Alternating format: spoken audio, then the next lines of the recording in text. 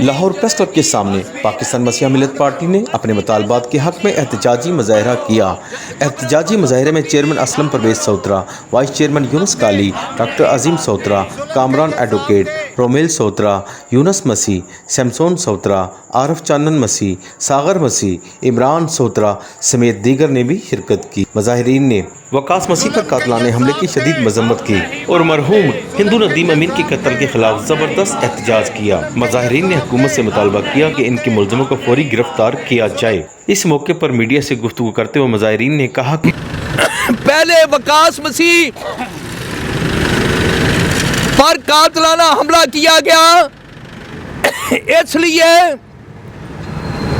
کہ اس نے اسلام قبول کرنے سے انکار کر دیا۔ پھر پشاور میں ایک ہندو پر جس کا نام ندیم امین ہے، اسے اسلام کی دعوت دی گئی، اس کے انکار پر اسے گولی مار کر قتل کر دیا گیا۔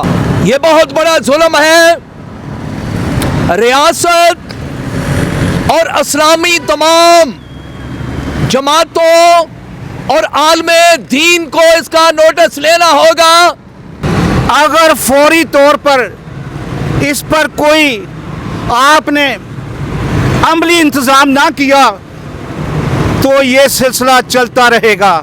پاکستان مسیح ملت پارٹی اتنی دیر تک اس ظلم کے خلاف کھڑی رہے گی، جد و جہد کرتی رہے گی، جب تک ہم لوگوں کا انصاف نہیں ملا۔ دوست احباب کو اسلام پورٹ سے میں پاکستان مسیح ملت پارٹی کا سیکٹری اطلاعات و نشریات آپ سے بات کرنا چاہتا ہوں کہ ہمارے پیارے ملک میں جس کو ہم نے بڑی محنت سے یا بڑی قربانیوں سے حاصل کیا ہے، آج ان قربانیوں کا جو رزلٹ ہے وہ ہمیں بڑا خطرناک مل رہا ہے۔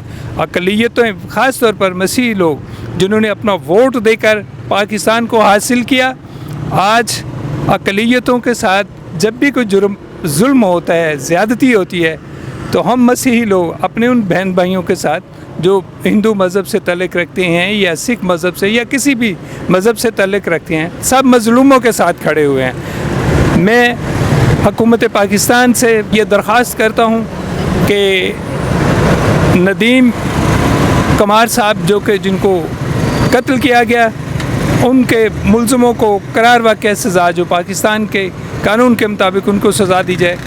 میں پاکستان مسیح پارٹی کی طرف سے سب لوگوں کو سلام کرتا ہوں۔ میں چودھری کامران کوکر، ٹھیک ہے، جو آج واقعات ہو رہے ہیں روز بروز بڑھ رہے ہیں، میں چیف منسٹر مریم نواز، وزیر اعظم اور صدر پاکستان سے اپیل کرتا ہوں کہ مسیحی قوم کو مسلمانوں کے برابر کے حقوق ادا دیے جائیں۔